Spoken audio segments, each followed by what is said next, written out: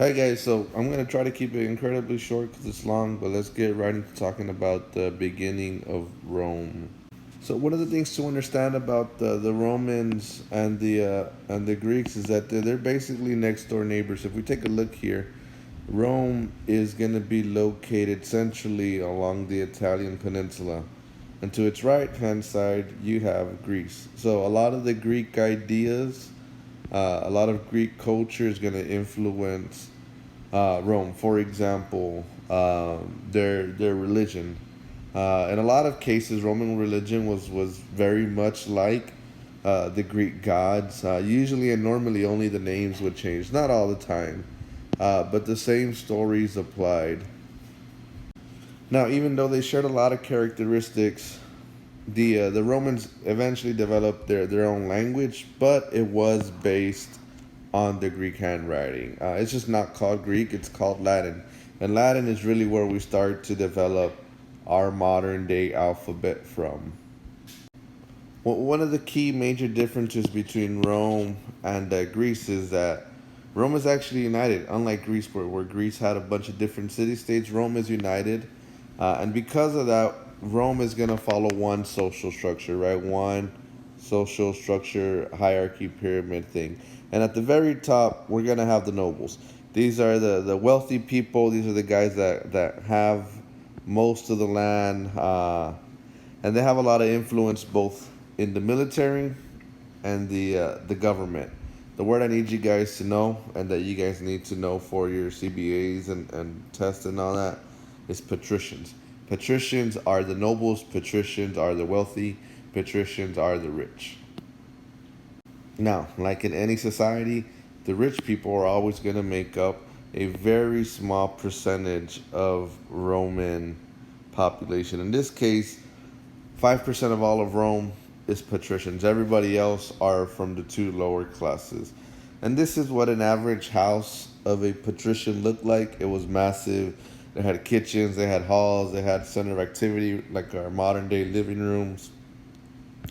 This isn't a swimming pool. This is a bath, a private bath uh, that they use instead of going to the public baths.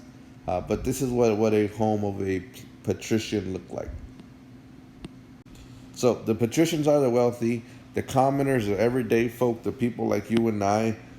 These are called plebeians, regular everyday people who are your farmers, your shopkeepers, your blacksmiths, the people that make up most of the population. And in this case, the plebeians make up 95% of the population. They're the biggest group in Rome. Consequently, they also pay the majority of the taxes because the rich don't. They have that privilege to not pay taxes. So this is, if you guys spend some time here, you guys will see how they lived. The Romans were actually the first ones, for example, to create the idea of fast food. So you would walk around town and get yourself something to eat because a lot of homes were too small to be able to afford uh, to have a kitchen in their homes. Roman streets were very dirty. You see this guy up here. Instead of walking all the way down, he's just throwing his garbage, and this would happen a lot.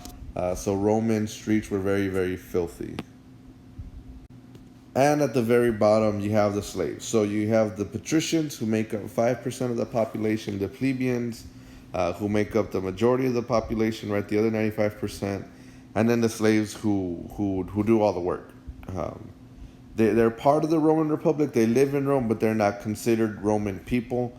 That's why they're not. They're now let's switch gears here and let's talk about their government. If we take a look here, you can tell that to some extent people had a voice in their government, in their laws, right? At the very bottom, you have this thing called the Citizens Assembly. And, you know, it's a bunch of adult male citizens who come together, and these guys then elect either a group of senators or a group of tribunes. There's 300 senators, 10 tribunes, and then these two groups they work together to nominate two different consuls. And early on, Rome, before it became an empire, Rome was a republic. Rome was ran by, again, to some extent by the people. The people had the ability to play the role in government.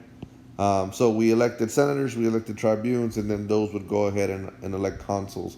The senators, their job was to meet together, to come together, there's 300 of them, and to create laws, pass laws, and take care of taxes.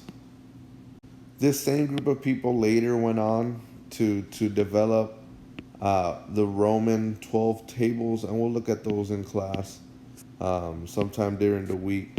But these are 12 uh, ideas that all Roman citizens were entitled to in regards to rights, and I'll show those to you guys later. This stuff isn't interesting, but it's stuff that you guys need to know for the exams. On the left hand side, you have Rome, and on the right hand side, we have the United States. If you pay attention, you can tell that a lot of the ideas from Rome influence the United States and the way we conduct ourselves in regards to our government.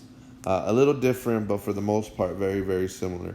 For example, citizens in Rome were all male landowners. Today, those who are citizens of the United States are native born, people who are born here, or people who get their paperwork to be here. The legal code, we have the United States Constitution, right, that spells out our laws. The Romans had their 12 tables, and so on and so forth. The Romans eventually decided to focus on their military, and they created an advanced army of full-time professional soldiers, nothing like the Spartans. Uh, but at the time, Rome did develop the largest army in the Mediterranean. They just had lots and lots of numbers. Had they, you know, taken the Spartans on at the height of Spartan power, they would have lost. Uh, the Romans, all they had for themselves were numbers. So they started developing different tactics to use in war. Uh, they started creating different weapons. This is especially going to be important later on as we talk about the Dark Ages. They created catapults that would launch these arrows out. This other catapult that would launch dead bodies or um, heavy boulders or anything that they can throw on there.